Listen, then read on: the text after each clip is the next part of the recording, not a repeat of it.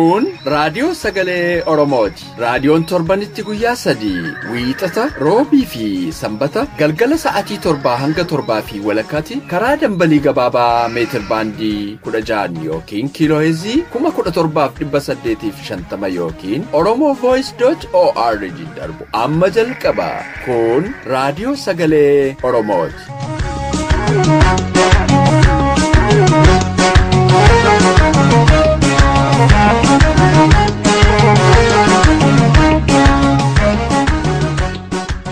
Akka mooltan dhaggeeffatoota keenya kabajamoo. Kun qophii keenya Roobii reediyoo sagalee Oromoorraa yeroo kana isiniif darbu. Qophiilee keenya beeksisuun kanan isin wajjiniin turu Anayyaantu Dameeti. Qophiin keenya har'aa oduu fi qophii mala jireenyaati. Muuziqaa torbees ni qabna. Hanga qophiin keenya xumuramutti akka nu wajjiniin turtan isiniin affeera. Amma gara oduuttan isin dabarsa.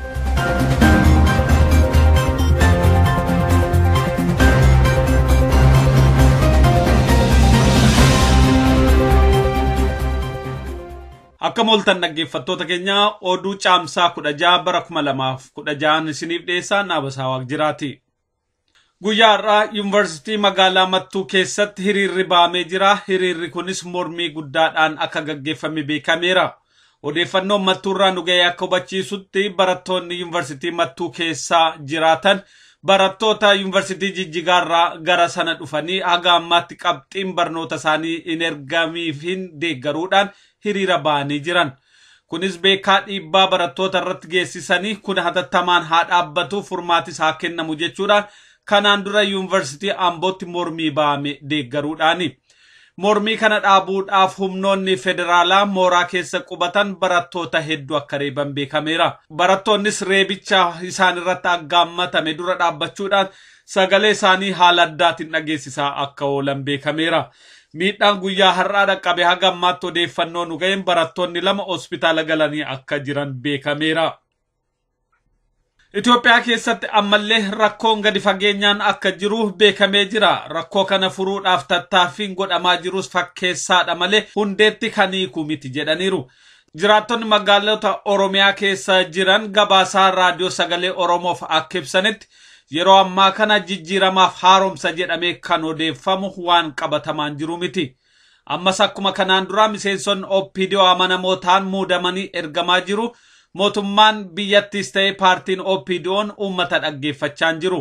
Bakka hedduutti miseensota OPDO amanamoo bakka tokko kaasanii bakka biraa geessuun itti fufee jira. Kun immoo bakka gariitti mormii kaasaa jira. Sababa kanaan ramaddii dhiyeenya kana kenname keessaa namni Ganamoo Yaachisoo jedhamu mormii jiraattonni kaasaniin OPDO'n aangoorraa kaasuu ishii beeksifteetti. Haa ta'utii bakka adda addaatti qeeqni dhiyaachaa jiru OPDO'n bakka tokkotti mormii yoo ka'u nama sana kaaftee bakka biraa geessiti malee siyaasaaf amanamoo yoo ta'an aangoorraa akka hin kaafne uummati dubbatanii jiran. Mootummaan Itoophiyaa adda Dimokiraatawaa Oromoo waliin marii eegaluusaa beeksise. Ministeerri dhimma kominikeeshinii biyyattii akka ibsetti mootummaan Itoophiyaa jaarmiyaa obbo Leencoo Lataa kan ODF jedhamu waliin marii siyaasaa taasisaa ture gara biyyaatti gaggeessuudhaaf akeekeera. Akka mootummaan ibsetti addi Dimokiraatawaa Oromoo waamicha mootummaan Itoophiyaa dhiyeesse waan fudhateefi karaa nagaaf qabsaa'u waan murteesseef mootummaan haala jiru baneefii jira. Mariin addawaayii waliin taasifame kan milkaa'edha kan jedhe mootummaan walii galtee kanas gara hojiitti hiikuudhaaf ODF gara biyyaa seenee akka mariin gaggeeffamu murtaa'uusaa ibseera. Addichis dhiyeenya kana akka ibsetti qabsoo karaa nagaa biyya keessatti gochuuf deebi'uuf yaaliin gochaa ture gara xumuraatti dhiyaachuusaa beeksiseera. Yeroo adda addaattis yaaliin gochaa ture mootummaan Itoophiyaa waan deebii qajeelaan kennineef akka lafarraa harkifate kan ibse addichi yeroo ammaa haalli jiru garuu milkaa'aa akka jiru hubachiiseera. Addichis bifa kanaan dhiyeenyatti gara Finfinneetti deebi'uuf qophii xumuratee akka jiru odeessi nu ga'e hubachiiseera. Miseensonni adda Dimokiraatawaa Oromoo hedduun isaanii warruma kanaan dura adda bilisummaa Oromoo hundeessanii isa keessa turan ta'uun beekamaadha. Hedduun isaanii garuu adeemsa keessa adda bilisummaa Oromoo kan of keessaa baase yookaan immoo isaanumti adda bilisummaa Oromoo keessa fedhii isaaniitiin kan ba'anidha. Mootummaan Abiy Ahmed maanguddoota TPLF aangoorraa kaasuutti fufe. Oduu waajjira ministeera muummee irraa ba'aa jiru akka ibsutti maanguddoota TPLF gariin sooratan gaggeeffamaa jiru. Gariin immoo aangoorraa kaafamanii bakka isaanii muudamni haaraa kennamaa jira. Akka kanaan Abbaay Tsahaayee, Zarayaas Gidoom, Geetaachoo Raddaafaa aangoorraa warra kaafamani.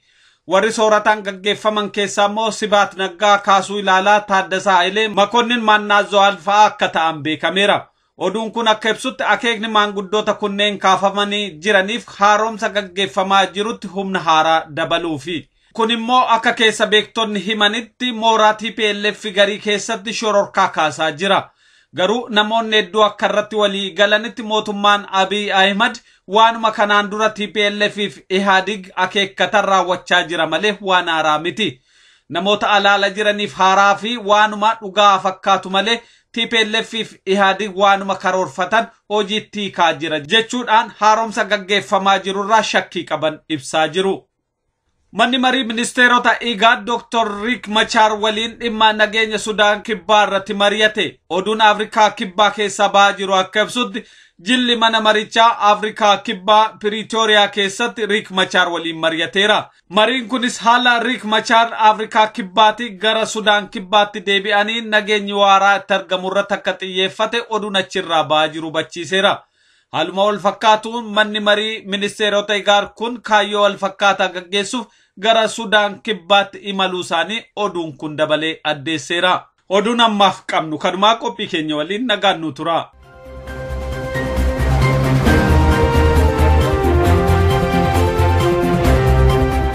Amma immoo qophiin kan wallee torbeeti. Ittaansee sagantaan keenya idilee mala jireenyaatu dhiyaata. Amma gara walleettan isin dabarsa.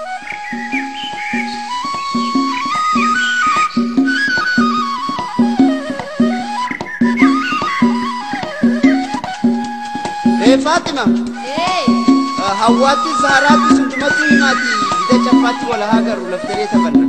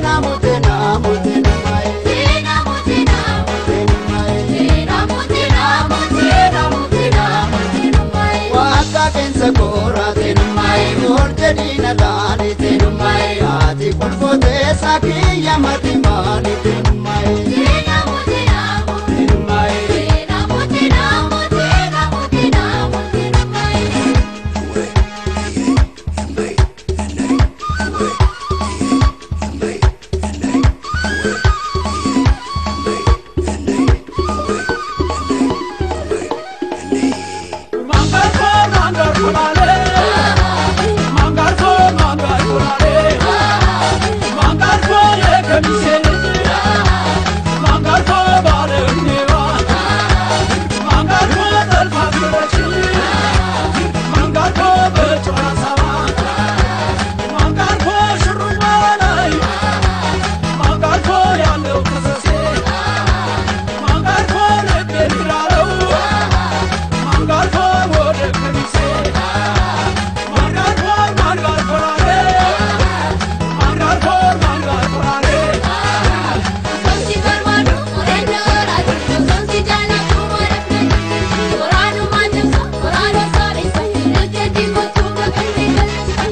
guyyaa kamisee guyyaan kamisitti dhugoodhan sifitaa irratti naafiti.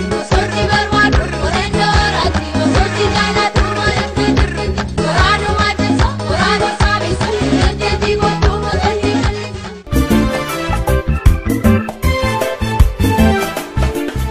Kun qophii mala jireenyaati. Qophiin mala jireenyaa torbaanii guyyaa tokko isin dhiyaata. Kaayyoon qophii kanaa uummanni Oromoo beekumsa, ogummaa fi muuxannoo isaan barbaachisu argatanii akka murtee qajeelaa fudhachuu danda'an hundeessu.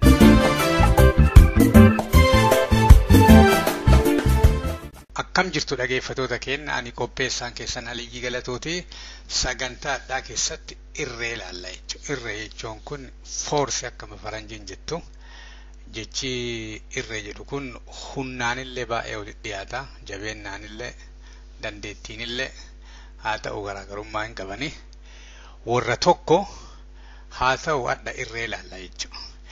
Irree adda yeroo ilaallu jecha faranjiin itti fayyadamu tokko moodelii wayii jira. Portal model yaani the five force. Irree shanannan addunyaa kana siyaasaaf daldala murteessu jechuudha. Isaa kana ilaalla. Irreen shanannan kun waan maraa addunyaa kanarratti ka gatii isaa gabbuusullee, ka gatii isaa ol kaasullee, ka nama gabaa irraa baasullee, ka gabaa seensisullee waan shanannan kana jedhaniiti lafa kaayanii waggaa 30 gara 40 biyya faranjii kanatti baay'ee dhimma itti ba'anii jechuudha.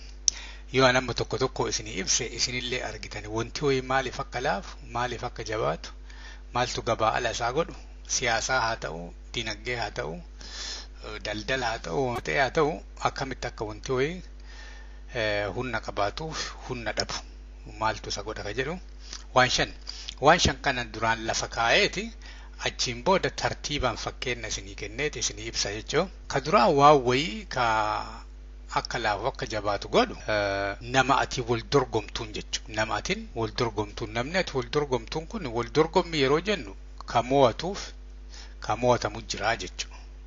Gabaa irratti ta'ee siyaasaa keessatti ta'ee daldala keessatti ta'ee namni wayii suuqiin ayollaa kan keetii wayii ammoo ka magaalaa tokko keessa jirtu wayii si taruuf yookiin si qixxaayuuf yookiin ammoo gabaa si jalaa hatuuf suuqiin tantee akka cufamtu ta'isaa callaa akka jiraattu ta'isaa callaa yoo jiraatte inni callaan akka nagadatu godhuuf waan godhamu jechuudha. Kun amma nama ati wal dorgomtuun jechuudha. Ka lammaffaa warra waa namaa hiru jechuudha yookiin ammoo warra waa kennu yookiin ammoo warra waa gurguru jechuudha. Namni waa gurguru hagoon yoo jiraatellee namni waa bitu hedduu yoo ta'e namichi waa gurguru kun warra waa bitu irratti humna irree guddaa qabaataa jechuudha. Garsissee olsissee waan barbaade gurgurachuu jechuudha. Ka biraa warra waa bitu humna warra waa bitu jechuudha yookiin ammoo irreen warri waa bitan qabaatan jechuudha. Warri waa bitanillee yoo namni gurguru hedduu ta'e warri waa bitanillee irree guddaa qabanii jechuudha. Lakki kun naan ta'u suuqii kaan dhaqayaaniiti akkasitti ilaaluuf hin ta'a jechuudha. Ka biraa waa wayii ka busheessu yookiin ammoo ka jabeessu wanti wayii akka salphatti namni biraallee banuu danda'u yookiin ammoo jalqabuu danda'u jechuudha. Waan amma new entrant jechuudha. So namni biraa akka salphatti waa hojjetu isaa yoo ka seenu taate waan kan keessanii ajjeesaa yookiin balleessuu danda'a jechuudha. Ka biraa waan kan keetiin waan biraa bakka buusu jechuudha. Waan qara jiruun waan biraa bakka buusu jechuudha.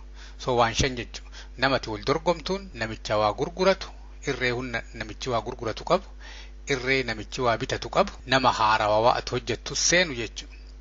Ka biraa ammoo waan meeshaati qara gurgurtu meeshaa biraatiin bakka buusuu jechuudha. Waan shanan kana ilaalla jechuudha. Fakkeenyaaf wal dorgomuun kun yeroo nama tokko wal dorgomtu yoo ka ati mo'attu taate gabaa ala gootaa jechuudha siyaasatti illee.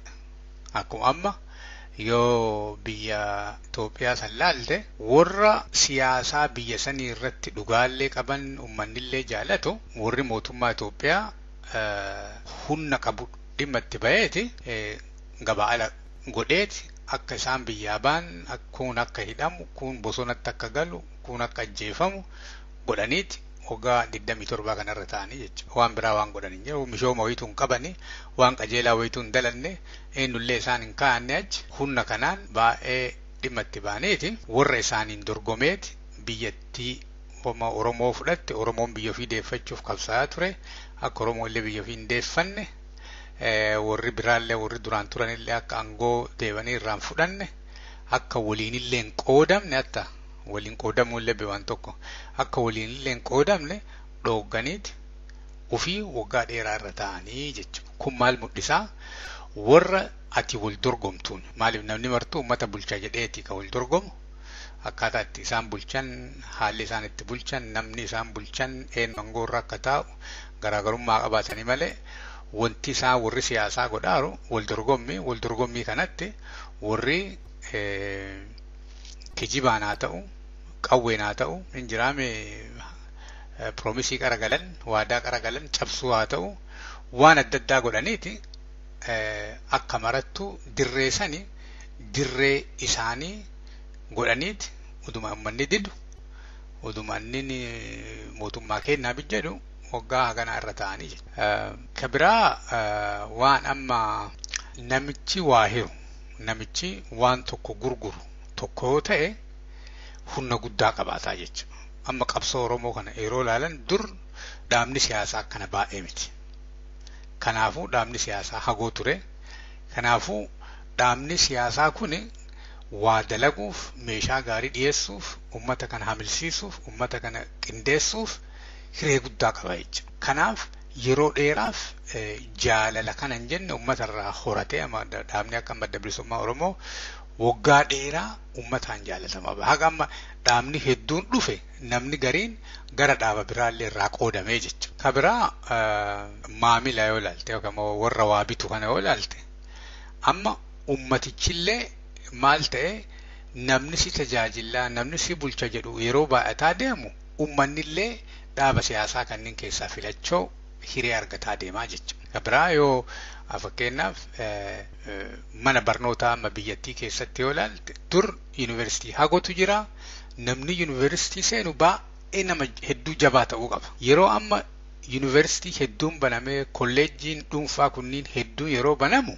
ummanni barataan hulee itti baratu filateet seenaa jechuudha. Maaliif filmaata hedduu waan qabuuf jecha mana barnootaa seenuu callaa hin taane waan baratu kanallee filachuuf hiree guddaa qabaata. Yeroo kana ta'u ammoo maaltu ta'ama yeroo wanti baay'een suuqiin baay'een banamu kwaalitii gabbu'aa jechuudha. Kwaalitiin barnootaa sun baay'ee gabbu'a. Akkatti tajaajila hulee adda addaati argattu malee kwaalitiin waan san ittiin haga silaa dur barattoonni durii warri 12 dur fixaniif warra amma yuunivarsiitii fixan yeroo wal bira qaban warra dur haayiskuulii fixanii wayyaa barattoota garii yoo ilaaltu jechuudha. So quality gabbu waan biraallee yoo ilaalte amma kilinikii maaliin wanti adda addaa hedduu ta'ee baname biyya keessatti. Hatta wanti ilaalan ispoortii haa ta'u reediyoo haa ta'u maalii haa ta'u ka sirbaa ka maalii chaanaallee adda addaa kunniin illee dur hin turre. Chaanaallee tokkitti malaalta dur. Amma alaallee namni waa ilaaluu danda'a diishii galfatee reediyoon kunillee bifa hedduu jira. So keessaa filataa jechuudha.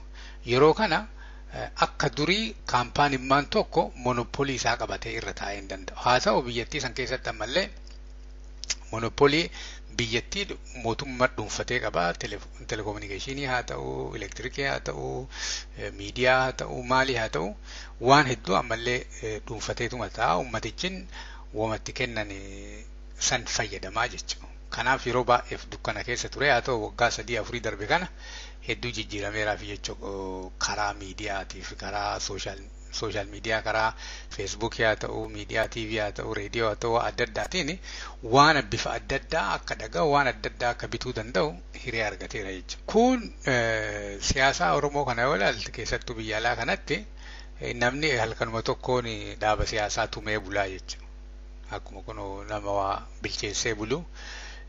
Akka salphatti an dhaaba siyaasaati an itti gaafatamaa akkanaati maali akkanaati jedhee namni dhaaba siyaasaa haa ta'u koomunitii hawaasa haa ta'u masgiida haa ta'u cheerchii haa ta'u namni edanuma waan qara namni biraa godhaaru waan namni qara yeroo dheeraatti fudhatee hojjetaaru ammoota dagaletti waan san fakkaatu sanniin dhaabaa jechuudha. Yeroo waan sanniin dhaabu waan namni qara hojjetaaru san akka inni fokkasu akka inni haphatu akka inni waa adda addaa godha jechuudha. Maaliif walmariin wanti kun waan kaampaaniin yookiin ammoo dhaabni armaan dura dalagaaru san waan biraa duuka dalagan taate waan tokko waan biraa uumanii kanaafuu rakkoo hin qabaatu.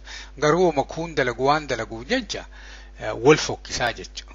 Wal fokkiseeti wantichi sunu akka silaa qara namni waan san dharra'u kabajaa waan saniif qabu gabbuusa. Kanaaf yeroo garii waan akka salphatti namni biraa banuu danda'u yoo qabaatte namni biraa akka salphatti baneeti waan qaratu hojjetaatu sanniin cufuu hin danda'a. Kanaaf amma biizinasii akka xayyaaraa kunneen akka salphatti seenuu hin danda'an. Maaliif hayyama isaa argachuu nu rakkoo, xayyaara bituun rakkoo, maaliif horii guddaa baastaa, seeftii fi maaliif waa adda addaa waan qabuuf akka salphatti seentee hin dandeettu. Ka amma dhaaba riphee lolaallee akka salphatti taatee hin dandeechu. Maaliif akka waraqaa irratti barreessaniiti dhaaba siyaasaa jedhanii barreessan kanaa miti ka amma waraana ijaaruun. Kanaaf amma waraana leenjiftee ijaartee maal jettee yeroo waan sirraa fudhatuuf namni haaraa dhufeeti akka ati qara hojjetaattu sanitti hojjechuun baay'ee isa dhiba. Yoo warri qara hojjetaaru dhaabee waan qara hojjetaaru dhaabee jiraate malee. Wanti sunniin illee waan amma humna namaa gabbuusu waan tokko akka cufamu akka laafu maal godhu keessaa wanti biraa dagaleen itti dhaabatu masaanuu jechuudha. Masaanuu itti dhaabu. Masaanuu itti dhaabde gara guddaa warra dhaabe santu irraa fayyadama jechuudha. Wanti lamaa sun jiraachuun. Ka biraa waan tokko waan biraatiin bakka buusu. Akkuma amma wayyaaneen yeroo jalqaba biyya seenanii OPDO ijaaratte jechuudha. OPDO wanti ijaaraniif ABO bakka buusuuf. ABO bakka buusanii OPDO nuuma ta'a. Wama ABO hojjetu afaan hin barsiifna maaliin goona. Birokiraasii ijaaraniiti. ABO OPDO bakka buusaniif namni gariin dhaabuma Oromoo jedhee yeroo sanii fudhata. Maaliif afaan Oromoo dubbatanii akkuma ABO waa Oromoo hin hojjenna jedhanii haa ta'u poolisii isaanii adda adda. Namni baay'een ammoo poolisii isaaniitiin maal hojjetaniif eentu ijaare maalii kanniin laaluuf yeroon qabu maamilline suuqii kana dhaqee waan kana bitatu akka fooyyee arguu hin danda'a. Kanaaf waan wayii waan qara jiru bakka sii buusuun illee hin jiraa jechuudha. Fakkeenyaaf amma yeroo biyya kan jiru kanatti muuziin kiiloon $12 akkana seenee jennaan qara $2 $3 yoo guddate amma gara 12 seena. 12 seenee jennaan namni baay'ee lakki burtukaanni nu uumataa lachuu tokko lachuu furuuti yoo burtukaana nyaanne illee uumataa jedha. Waan biraati obsaa jechuudha. Namni maal ta'a yeroo waan qara jaalatu san dhaqqabbii dhabu waan biraa waan saniin bakka buufatu tolfataa jechuudha ilmi namaa. Waliigalatti wanti kunniin wanti inni itti hidhaa qabu wanti shanannan kun akkanumaan siyaasaa hidhaara malee wanti kun gara guddaa daldala keessatti deema.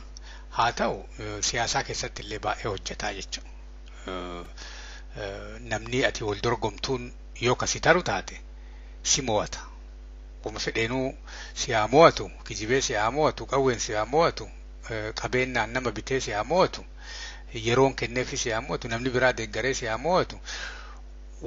Yoo si wal dorgomtaniiti atiin waan godhuu barbaadde akka atiin goone si dhoggee waa ofiinni ka godhatu taate si mo'e jechuudha. Kanaafuu wanti kan kee hin fokkataa hin bushaa'aa jechuudha. Warra waan ati harkaa qabdu beeku malee.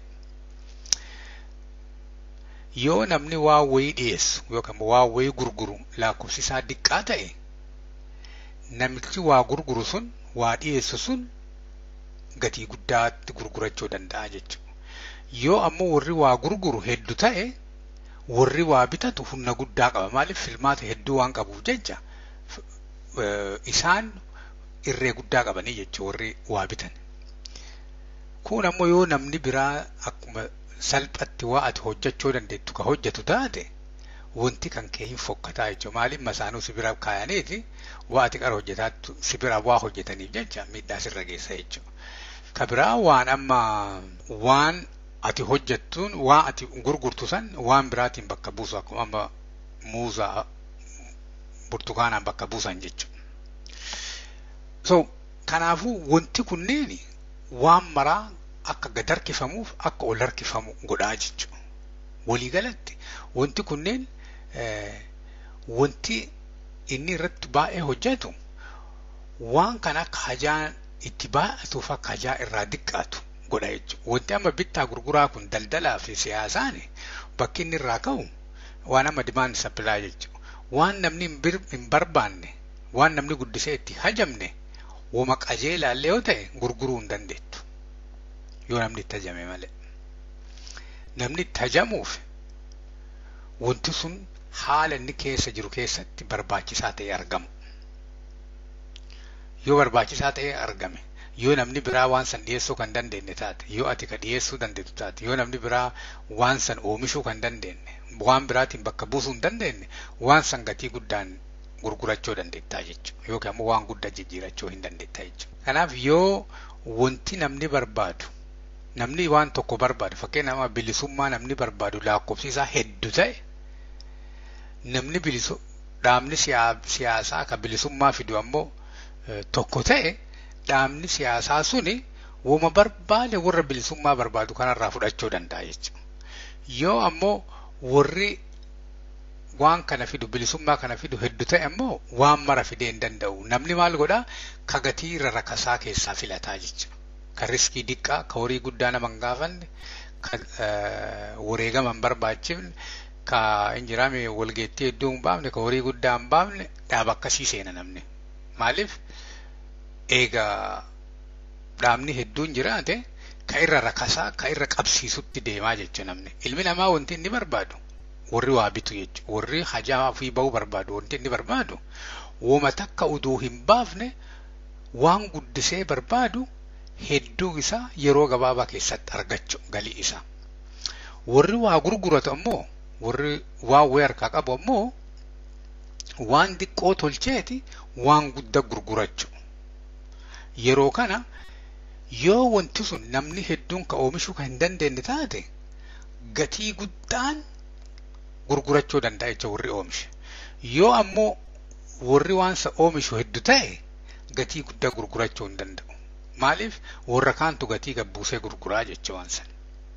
Kanaaf mee yeroo waa hojjennu eessatti rakkoonni eenyu wal dorgomaara waan kana waan amma hojjedhu kana eenyu wal dorgomaara eenyu mo'achuuf deemaara dandeettii maaliin isa mo'achuuf deemaara yoo wal dorgomaa jiraatte yookaan ammoo waan hojjetaara kan eenyu hojjetaara ka gatii waan kiyyaa kana gaccabsee waan kiyya kana busheesse eenyu fa'a akkamitti irra aanuu danda'a akkamitti maamilli kiyya yookaan ammoo warri una deeggaru kuni waan an hojjedhu kana hubatee gatii guddaan narraa fuudhuu danda'a. Akkamitti maamila hedduu yookaan immoo deeggaraa hedduu waan hojjedhu kanaaf oomishachuu danda'a. Akkami waan hojjedhu kana namni biraa akka hojjechuu hin dandeenyetti qophaa'an. Wanti an hojjedhu kun akka salphatti namni tolchuu akka hin dandeenye akkamitti ta'a. Kun ammoo waan hojjedhu kana waan biraatiin akka namni bakka hin buufne akkam godhuu danda'a. Ka jedhu itti yaaduun guddisee barbaachisa.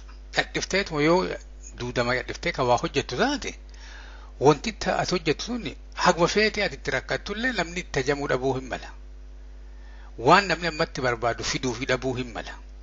Kanaaf yeroo baay'ee wanti nama baasu waan namni hojjetaa hin jirre hojjechuu waan hojjettu san ammoo namni biraa akka hojjechuu hin dandeenyetti haala itti hojjette san dhoksitee yoo hojjette wanti ati hojjettu barabaraani gatii guddaan nama hedduun bitameeti atillee waan san waggaa oomishiteeti warra barbaaduuf akka kennitu godhuu hin gargaaraa jechuudha. Kanaaf waan shanii kana yaadadhaa sagantaan mala jireenya kaadhaallee asumarra raawwataa yeroo gaarii.